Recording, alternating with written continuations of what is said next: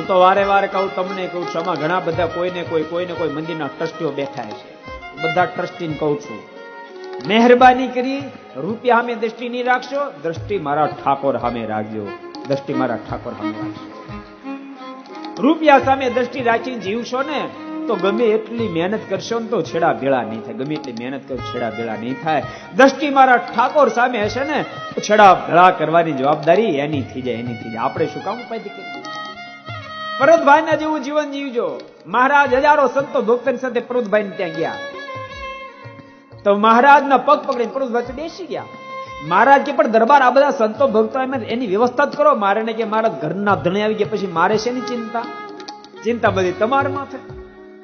ચિંતા ઠાકોરના ઉપર નાખજો ભક્તો. ચિંતા બધી ભગવાનની ઉપર નાખશો. કોઈ દી રૂપિયાને પ્રધાનતા નહીં આપશો. રૂપિયા વિના કાંઈ ન થાય યાદ રાખજો. પરંતુ તેમ છતાં રૂપિયા ઉપર પ્રધાનતા નહીં આપજો. રૂપિયાને પ્રધાન બનાવશો ને તો સાચું કહો ને તો નાના હરિભક્તો બિચારા કચડાઈ મરશે.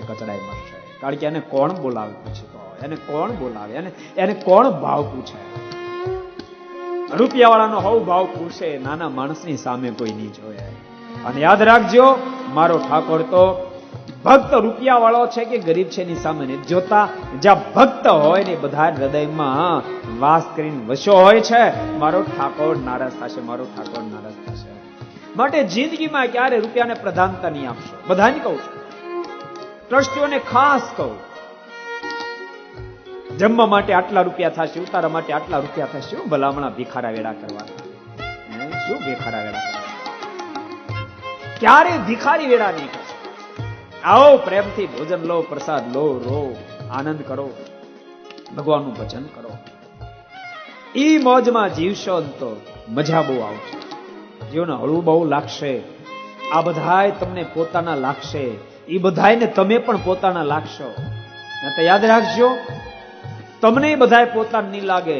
રૂપિયા વાળા પોતાના લાગશે, બાકી બધા પર્યા લાગશે. અને રૂપિયા વાળાને જ તમે પોતાના લાગશો, મધ્ય વર્ગને પોતાના નહીં લાગો. એમ નહીં ભક્તો. ગરીબ છે કે અમીર છે, ભગવાનનો ભક્ત છે એ બધા જ મારા છે. ભગવાનના ભક્ત સાથે મારો નાતો છે. આ વાત સદૈવને માટે હૃદયમાં લખી રાખશો.